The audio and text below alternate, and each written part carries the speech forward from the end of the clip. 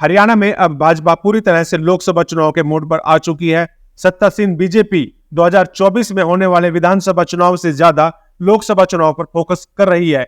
यही वजह है कि पार्टी के केंद्रीय नेतृत्व ने अभी से एमपी की टिकटों पर मंथन करना शुरू कर दिया है।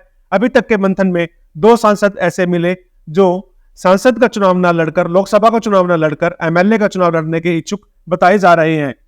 3 मौजूदा सांसद ऐसे भी हैं जो अपने बच्चों को अब लोकसभा का चुनाव लड़वाना चाह रहे हैं, यानी कि उनकी कोशिश है कि उनके बच्चे अब लोकसभा से अपनी राजनीति की पारी की शुरुआत करें।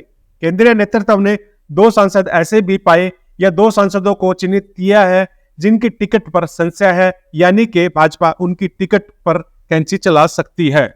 हरियाणा में मिशन 2024 के तहत बीजेपी ने फिर से सभी 10 सीटों पर कमल खिलाने का लक्ष्य रखा है। इसीलिए केंद्रीय नेतृत्व के अलावा संघ द्वारा भी सभी सीटों पर सर्वे कराया जा रहा है। प्रोफेशनल एजेंसी से भी फीडबैक लिए जाने की जानकारी मिल रही है कि राष्ट्रीय संगठक 2030 भी हाल ही में हरियाणा दौरे के दौरान फीडबैक लेकर गए थे। उन्होंने पार्टी नेताओं व वर्करों से बातचीत के आधार पर सांसदों का रिपोर्ट कार्ड तैयार किया है। इस रिपोर्ट कार्ड में इस बात पर जोर दिया गया कि किस सांसद की क्या मजबूती है, वह कहां कमजोर है, क्या उसकी कमजोरी को चुनाव से पहले दूर किया जा सकता है, वह उम्मीदवार कितना उपयुक्त है आने वाले लोकसभा चुनाव के लिए। इन सभी पैरामीटर पर सांसदों को परखा और जांचा जा रहा है। हालांकि अंबाला लोकसभा सीट जो कि रतनलाल कटारिया के निधन के बाद खाली हो गई थी, अब यहां से उनकी पत्नी बंतो कटारिया को टिकट देने की तैयारी भाजपा कर चुकी है और बंतो कटारिया भी राजनीति में सक्रिय हो चुकी है। पार्टी का केंद्रीय नेतृत्व उन्हें ही टिकट देने का इच्छुक बताया जा रहा है। इसी तरह से सिरसा की सांसद सुनीता दुग्गल भी केंद्रीय नेतृत्व में अच्छी खासी पैठ बनाए हुए हैं। केंद्र के हस्तक्षेप से ही उन्हें 2019 के लोकसभा चुनाव में सिरसा से टिकट मिली थी। इस बार भी पार्टी उन्हें वहीं से टिकट देने की तैयारी कर रही है। गुरुग्राम के सांसद और केंद्रीय मंत्री राव इंद्रजीत और फरीदाबाद के सांसद और केंद्र में मंत्री कृष्णपाल गुर्जर अपने परिवार की अगली पीढ़ी को एडजस्ट करने की कोशिश में जुटे हुए हैं। इसके लिए वह सार्वजनिक मंचों से भी बयान दे चुके हैं। हालांकि इन दोनों नेताओं को लेकर दिल्ली दरबार में यह चर्चा आम है कि उन्हें फिर से लोकसभा का ही चुनाव लड़ाया जा सकता है। सोनीपत के सांसद रमेश चंद्र कौशिक भी अपने बेटे को राजनीति में सक्रिय करना चाह रहे हैं। वे अपने बेटे को न्यायिक सेवाओं से इस्तीफा दिलवा चुके हैं। कुरुक्षेत्र के सांसद नायब सिंह सैनी 2019 से पहले खट्टर सरकार के पहले कार्यकाल के दौरान राज्य मंत्री थे। 2014 में उन्होंने नारायणगढ़ हल्के से विधानसभा चुनाव जीता था। सैनी की इच्छा अब फिर नारायणगढ़ में सक्रिय होने की है।